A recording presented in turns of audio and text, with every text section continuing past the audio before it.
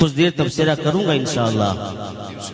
अगर ये बच्चे हमारी गुफ्तगू को थोड़ी देर सुने कि आज के जमाने में हमें जरूरत किस चीज की है, इस चीज पे जरा सा हम ध्यान रखेंगे। उससे कबल फिर मैं आप हज़रात को कहूंगा अपने ईमान और अकीदे में ताजगी लाएं। ये हमारा जज्बा हमेशा सलामत रहेगा, बोलिए इंशाअल्लाह। जलसा हमेशा सजता रहेगा, बोलिए इंशाअल्लाह। लेकिन मेरा एक सवाल आपके मजमे से है, अगर कोई बेदीन आए कहे नदीम रजा फैजी मुझे मुसलमान बना दीजिए, नदीम रजा फैजी क्या कहेंगे? जब पहले नमाज पढ़ो, क्या कहेंगे? सबसे पहले कहेंगे कि पहले कलमा शहादत पढ़, पहले कलमा पढ़ाएंगे। जब कोई बेदीन अगर ईमान लाए तो उसे नमाज का हुक्म नहीं देंगे, रोजे का हुक्म नहीं देंगे, हज व ज़कात का हुक्म नहीं देंगे। सबसे पहले हम क्या पढ़ाएंगे? कलमा। ईमान पहले है, अमल बाद में है। ईमान पहले, अमल बाद में है। अगर हमारा ईमान सलामत है तो सारी कायनात सलामत है। लेकिन मैं एक सवाल है आपसे, सारी दुनिया में ये देखा गया हर कोई कहता है ईमान है पहले। अगर नमाज से सवाल हो जाए, नमाज तू बता तेरी जान क्या है, तेरी असल क्या है, तेरी हकीकत क्या है, तो वो कहेगा, नमाज कहेगी मेरी जान ईमान है। रोजे से पूछो रोजा तू ही बता, रोजा कहेगा मेरी जान ईमान है। हज कहेगा मेरी जान ईमान है। ज़कात कहेगा, ज़कात कहेगी मेरी जान ईमान है। अमाले सालिहा कहेंगे मेरी जान ईमान है। हर कोई कह रहा है मेरी जान ईमान है। क्या कभी हमने सोचा कि ईमान की भी कोई जान है? अगर मैं मौलाना शफीउल्लाह कादरी साहब से कहूं कि हजरत आप बताइए, नमाज कहती है ईमान मेरी जान है, रोजा कहता है ईमान मेरी जान है, हज कहता है ईमान मेरी जान है, ज़कात कहती है ईमान मेरी जान है, क्या ईमान की भी कोई जान है? मौलाना शफीउल्लाह कादरी कहेंगे, हाँ मौलाना नियाज मुजाहिदी जमाने से कह दो, अरे इस बात का पता तुम्हें यहाँ नहीं मिलेगा, बरेली की बारगाह में जाओ, इमाम इश्क मोहब्बत की बारगाह में अपना सवाल रखो, वही बता देंगे। अब मैं इमाम इश्क मोहब्बत सैयदी आला हजरत की बारगाह में अपना इस्तिगासा पेश किया, सरकार मैं आपकी बारगाह पे सवाल लेके आया हूँ। नमाज कहती है मेरी जान ईमान है, रोजा कहता है मेरी जान ईमान है, हज कहता है मेरी जान ईमान है, ज़कात कहती है मेरी जान ईमान है, रोजा कहता है मेरी जान ईमान है, अमाले सालिहा कहते हैं मेरी जान ईमान है। आखिर मैं परेशान में हूँ, क्या कि ईमान की भी कोई जान है, ईमान की भी कोई असल है? इमाम इश्क मोहब्बत तसव्वुर की दुनिया में जवाब देते हुए नजर आएंगे। मौलाना नियाज मुजाहिदी अपनी कौम से बता देना, हाँ हाँ नमाज सही कहती है, नमाज की जान ईमान है, रोजे की जान ईमान है, हज की जान ईमान है, ज़कात की जान ईमान है। लेकिन याद रखना ईमान की भी कोई जान है, ईमान की भी कोई जान है। मैंने कहा इमाम इश्क मोहब्बत आखिर ईमान की जान क्या है? इमाम इश्क मोहब्बत ने कलम उठाया और इश्क में ये कहा, हाँ हाँ नमाज की जान ईमान है, रोजे की जान ईमान है, लेकिन ईमान की जान कोई और नहीं, अल्लाह की सरताबा कदम शान है ये, इंसान ही इंसान वो इंसान है ये। कुरान तो ईमान बताता है इन्हें, ईमान ये कहता है मेरी जान है ये। सुभान अल्लाह, जिंदाबाद जिंदाबाद। हक ईमान ये कहता है मेरी जान है ये। लोगों आज के जमाने में क्या चीज, किस चीज की जरूरत है?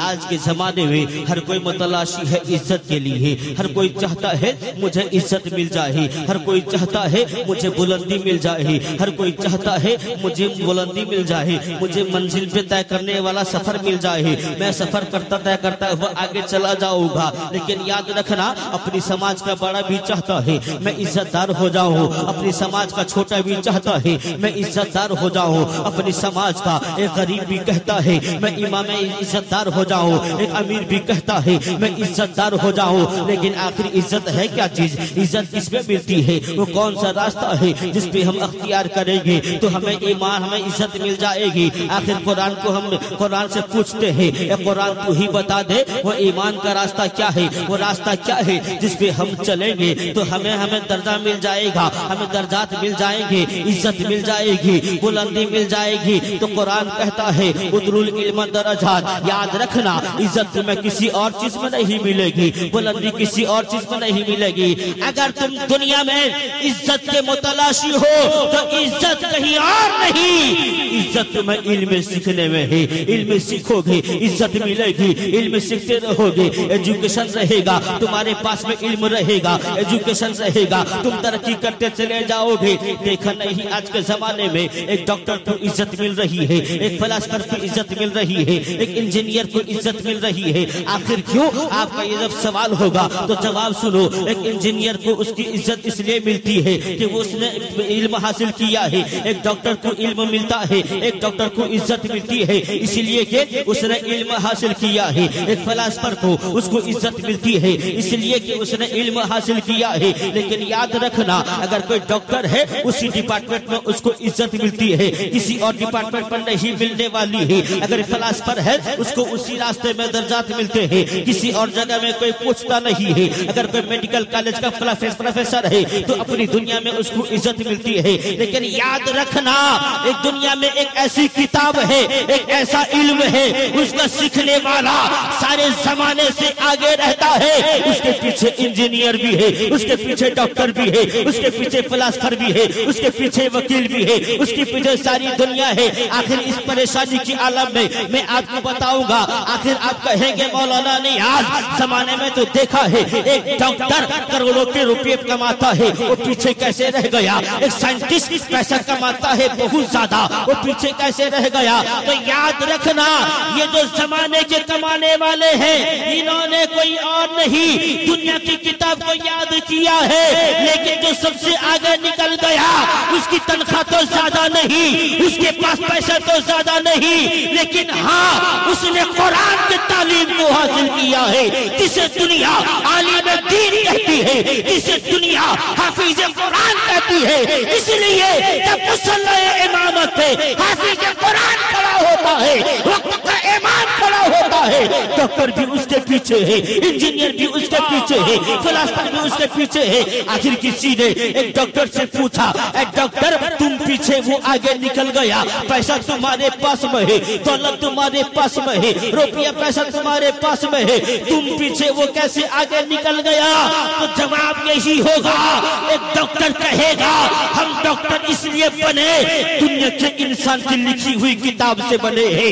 एक फिलासफर कहेगा दुनिया के इंसान की लिखी हुई किताब से बने हैं। अगर हमने इल्म हासिल किया है दुनिया के इंसान की लिखी हुई किताब से, लेकिन वो जो मुसल्ला है इमामत पे खड़ा है वो कोई और नहीं, उसने अल्लाह के कलाम को याद किया है। इसलिए जो अल्लाह के कलाम को याद करता है जमाने में सबसे आगे रहता है। और ये उलमाओं का एक ही जवाब कल भी था और आज भी है, जमाना सुन ले तेरी सोच गलत है, काले मोहम्मद है काले खुदा, फरमान न बदला जाएगा, बदलेगा जमाना लाख मगर कुरान न बदला जाएगा। वाह वाह वाह, नारे तकबीर, नारे रिसालत, मसलके आला हजरत, फैजाने मुजाहिदे मिल्लत, जिंदाबाद जिंदाबाद, वाह हक सुभान अल्लाह सुभान अल्लाह। बदलेगा जमाना लाख मगर कुरान न बदला जाएगा। लेकिन याद रखना इस जमाने को इस वक्त में लड़ाई बम बारूद की नहीं है, अभी के वक्त में लड़ाई तोप गोला की नहीं है, अभी में लड़ाई नेजा तलवार की नहीं है, लड़ाई मीडिया की है, इल्म की लड़ाई है, कलम की लड़ाई है। आज एक जमाने को एक डॉक्टर की जरूरत है, इस जमाने को इस समाज को एक अच्छे फिलासफर की जरूरत है। लेकिन याद रखना हमने अपने बच्चों का रूख किधर किया? इंग्लिश मीडियम की जानिब किया। इंग्लिश मीडियम हमने भेजा, बात सही है, स्कूल से गाड़ी आती है, हमारे बच्चों को लेकर के वो स्कूल जाती है और स्कूल जाने का आलम ये होता है वक्त से पहले हमने सूट बूट तैयार कर लिया है, उसके लिए उसके यूनिफॉर्म को तैयार कर लिया है, वक्त से पहले हम उसको स्कूल भेजते हैं, वक्त से पहले उसकी तनख्वाह भी दे देते हैं। आखिर क्यों? मैं कहूँगा, आप जवाब देंगे मौलाना नियाज, हम चाहते हैं कि हमारा बच्चा पढ़ लिख के बड़ा आदमी हो जाए, हमारा बच्चा पढ़ लिख के एक डॉक्टर बन जाए, एक फिलासफर बन जाए, एक इंजीनियर बन जाए। मैं कहूँगा हाँ हाँ, अपने बच्चे को आलिम दीन पढ़ाओ, अपने बच्चे को डॉक्टर पढ़ाओ, अपने बच्चे को फिलासफर बनाओ, लेकिन याद रखना जिस स्कूल में तुमने भेजा है तुम्हारा बच्चा साइंस पढ़ता है, तुम्हारा बच्चा ज्योग्राफिया पढ़ता है, तुम्हारा बच्चा बायोलॉजी पढ़ता है, तुम्हारा बच्चा टेक्नोलॉजी पढ़ता है, तुम्हारा बच्चा साइंस की किताबों को पढ़ता है, लेकिन दिल में जरा हाथ रख के बताना जिस किताब को वो पढ़ा है, बताओ तो कोई सही कि किसी इंग्लिश मीडियम की किसी बुक में इंसानियत का भी दर्स दिया गया हो? क्या किसी किताब में, क्या किसी साइंटिस्ट की किताब में, किसी पन्ने में इंसानियत का दर्स दिया गया है? नहीं दिया गया है। क्या ज्योग्राफी के किसी पन्ने में इंसानियत का दर्स दिया गया है? नहीं दिया गया है। आखिर क्या वजह है कि मेरा बच्चा एक डॉक्टर तो बन गया लेकिन अच्छा इंसान न बन सका, मेरा बच्चा एक फिलासफर तो बन गया लेकिन अच्छा इंसान बन न सका, मेरा बच्चा वकील तो बन गया लेकिन अच्छा वकील नहीं बन सका, मेरा बच्चा तो वकील बन गया लेकिन एक अच्छा इंसान न बन सका। अगर मेरा बच्चा डॉक्टर बना है, एक अच्छा इंसान बनता तो मरीज एक्सीडेंट पे आता, ये पहले न कहता कि फॉर्म भरा जाए तब जाके मैं इसको हाथ लगाऊंगा। एक अच्छा इंसान होता डॉक्टर के साथ में तो सबसे पहले उस मरीज को बचाने की कोशिश करता। इसलिए समझ में आया डॉक्टर तो है लेकिन डॉक्टर के साथ में एक अच्छा इंसान नहीं है। लेकिन अगर कोई अपने समाज का वकील होगा, वकील तो अच्छा हो सकता है लेकिन अच्छा इंसान नहीं है। इसलिए कि अगर अच्छा इंसान होता किसी गरीब आदमी के केस को लेता, मुकदमा को लड़ता, उसके लिए पैसे की फरमाइश न करता, अच्छा इंसान नहीं था इसलिए पैसे की फरमाइश कर रहा है। एक अच्छा अगर इंजीनियर होता, अच्छे बिल्डिंग बनाता, वो 2-4 साल में नहीं गिरता, ये रोड अच्छे बनाता, ये रोड 2-4 साल में खराब नहीं होते। एक अच्छी बिल्डिंग बनाता, एक अच्छे पुल बनाता, ब्रिज बनाता जो 2 साल में नहीं टूटता। पता क्या चला? अच्छा इंजीनियर तो है लेकिन इंसान नहीं है, अच्छा डॉक्टर तो है लेकिन अच्छा इंसान नहीं है। इस समाज को डॉक्टर के साथ में एक अच्छे इंसान की जरूरत है, इस समाज को एक अच्छे फिलासफर के साथ में एक अच्छे इंसान की जरूरत है। ऐ बाबलपुर के सुन्नी मुसलमानों, अपने दिल पे हाथ रख के कहना, तुम अपने बच्चों को डॉक्टर बनाओ, फिलासफर बनाओ, सब कुछ बनाओ। याद रखना जब तक तुमने अपने बच्चे को कुरान की तालीम नहीं दी, इसलिए तुमने अच्छी इंसानियत की तालीम न दी। अगर ये सबक कहीं मिलता है तो याद रखना ज्योग्राफिया के किसी चैप्टर पे नहीं, किसी साइंस की किताब के किसी पन्ने में नहीं, इतिहास के किसी सतर में नहीं। अगर इंसानियत का दर्स मिलता है तो फकत मिलता है मदरसा में जब मुस्तफा की तालीम हासिल करता है वही अच्छा इंसान बनते हैं। सुभान अल्लाह, सुभान अल्लाह, या रसूल अल्लाह, जिंदाबाद जिंदाबाद, बेशक जिंदाबाद जिंदाबाद, अल्लाह अकबर, क्या जिंदाबाद। इस समाज को एक अच्छे इंसान की जरूरत है, लेकिन याद रखना तालीम की इस वक्त बहुत जरूरत है। तालीम हासिल करने के बाद में आज दुनिया का हवाओं में उड़ रही है, मंगल ग्रह पर जाकर प्लॉटिंग कर रही है दुनिया, चांद का सफर तय कर चुकी है दुनिया, लेकिन ये तरक्की नहीं है। अगर तरक्की इसको कहोगे तो याद रखना जमीन से उड़ के आसमान तक पहुंचा, ये तरक्की नहीं है, बल्कि तरक्की तो इसका नाम है एक इंसान की मुसीबत में काम आ जाए। एक बेटा अपने बाप से मोहब्बत करे, यही कामयाबी का नाम है। एक बेटी अपनी माँ की इज्जत करे, यही कामयाबी का नाम है। अगर हम पैसे कमा के बड़े हो गए, पैसे वाले हो गए, हमने माँ बाप की तौहीद की, इज्जत न की, फिर तरक्की किस चीज का नाम दोगे तुम? इसीलिए जरूरत है पहले इंसान बनो। अच्छे इंसानियत का दर्स सिर्फ हमें मजहब इस्लाम देता है, और यही वजह है ये दुनिया आज मदरसे पे ताले लगा रहे हैं। इस बात को नौजवानों तुम लोग सोचो, बहुत जलसा हमारा उड़ीसा में हो रहा है, हर रोज कहीं ना कहीं जलसा हो रहा है, बहुत खर्च हो रहे हैं, लेकिन कल भी जहां जिहालत के अंधेरे में हम डूबे हुए थे, आज भी वही डूबे हुए हैं। कल भी हमारे यहाँ कोई मर जाए, जोड़े दिन को लेके हम परेशान थे कि जोड़ा दिन है, आज कोई बाहर नहीं जाएगा। 40वां हो गया, जब तक 40 दिन ना आए तो कोई नया कपड़ा नहीं पहनेगा। 40वां जब तक ना होगा कोई मुर्गा का गोश्त नहीं खाएगा, है ना हजरत? कल जो जिहालत थी आज वो जिहालत है, फिर इनकलाब कब लाओगे तुम? करोड़ों रुपए तुमने खर्च किए, लाखों रुपए तुमने खर्च किए, सिर्फ मैं आपको नहीं पूरे हिंदुस्तान से मेरा ये मुतालबा है, खुसूसी तौर पर उड़ीसा के हर उन लोगों से मेरा ये मुतालबा है कि तुमने बड़े बड़े कॉन्फ्रेंस किए, लेकिन आज हमारे अंदर सुधार क्यों ना आया? क्यों सुधार ना आया? इस जमाने में किस चीज की जरूरत है?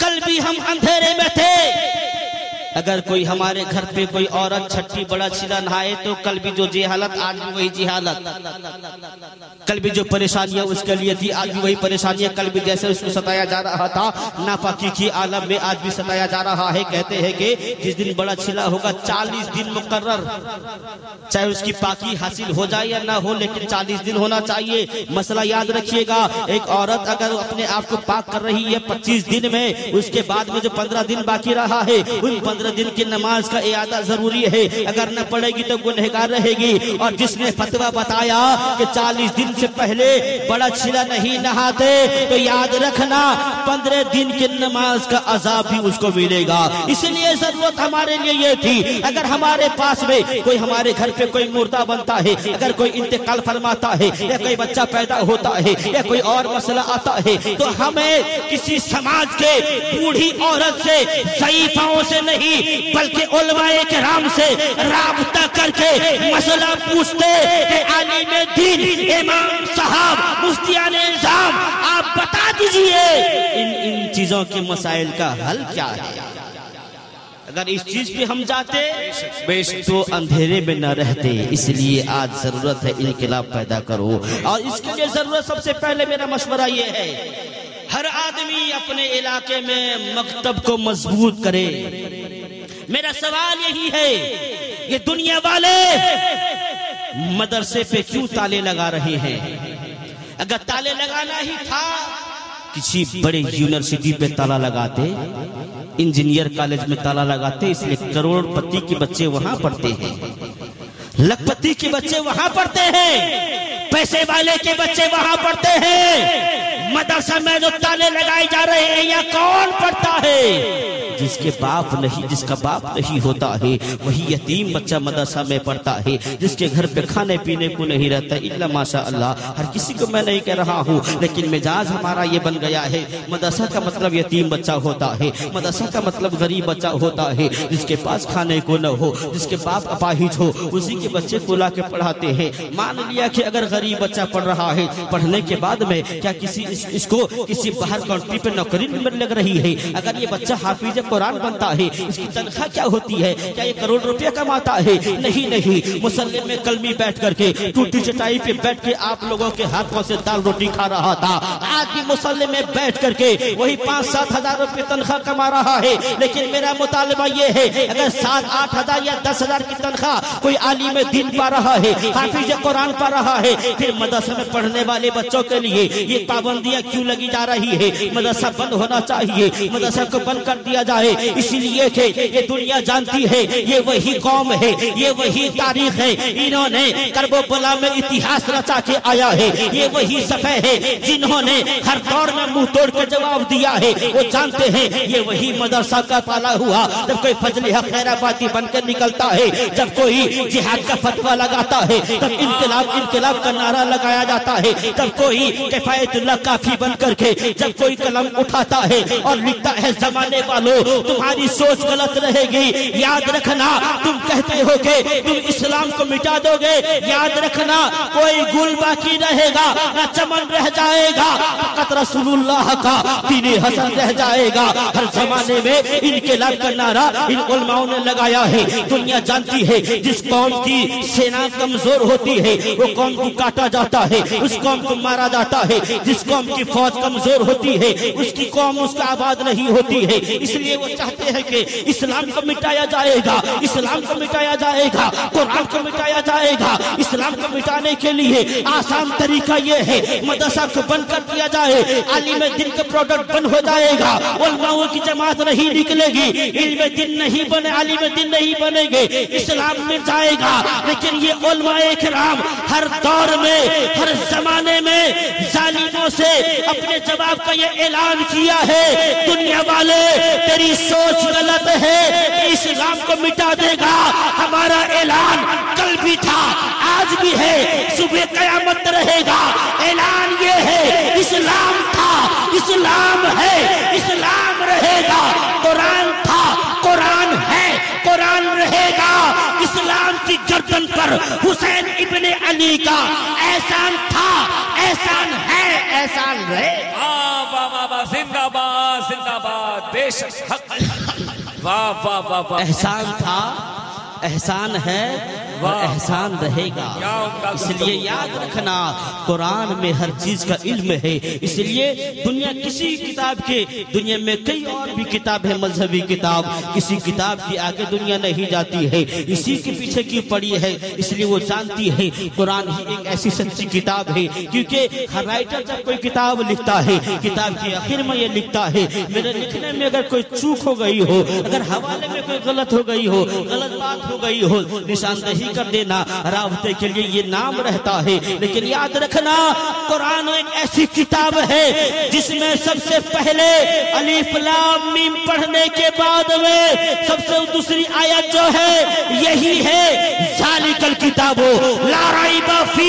ये वो किताब है जिसमें कोई शक की गुंजाइश नहीं है। आखिर कुरान में क्या है, कुरान में क्या नहीं है? कुरान का ऐलान है तिब्यानन लिकुल्लि शैइन, कुरान में हर चीज का इल्म है, हर चीज का रोशन दलील ऐलान है। क्या नहीं है कुरान में, क्या नहीं है? नमाज का जिक्र कुरान में है, रोजे का जिक्र कुरान में है, तहारत का जिक्र कुरान में है, हज का जिक्र कुरान में है, ज़कात का जिक्र कुरान में है, नमाज का जिक्र कुरान में है, सजदे का जिक्र कुरान में है, मुस्तफा की अजमत का जिक्र कुरान में है, मुस्तफा की रिफत का जिक्र कुरान में है, मुस्तफा के दंदाने मुबारक का जिक्र कुरान में है, मुस्तफा के वद्दुहा वल्लैलि इज़ा सजा का जिक्र कुरान में है, मुस्तफा की रिफत का जिक्र कुरान में है, मुस्तफा के आमद का जिक्र कुरान में है, मुस्तफा की शोहरत का जिक्र कुरान में है, मुस्तफा की शफाअत का जिक्र कुरान में है, कयामत का जिक्र कुरान में है, शफाअत का जिक्र कुरान में है, हौज़े कौसर का जिक्र कुरान में है, मीज़ान अमल का जिक्र कुरान में है, जिब्रील का जिक्र कुरान में है, मिकाईल का जिक्र कुरान में है, इसराफिल का जिक्र कुरान में है, इस्राइल का जिक्र कुरान में है,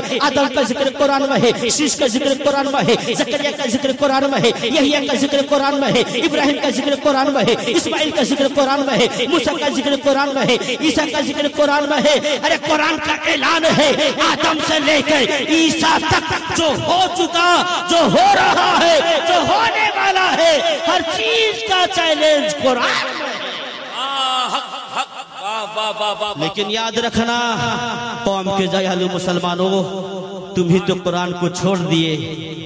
कुरान को तो हमने झाड़ फूक वाली किताब समझ रखा है कि जब हम बीमार पड़ेंगे हाफिज साहब के पास जाएंगे, तावीज दे दो। क्या बंद करे क्या?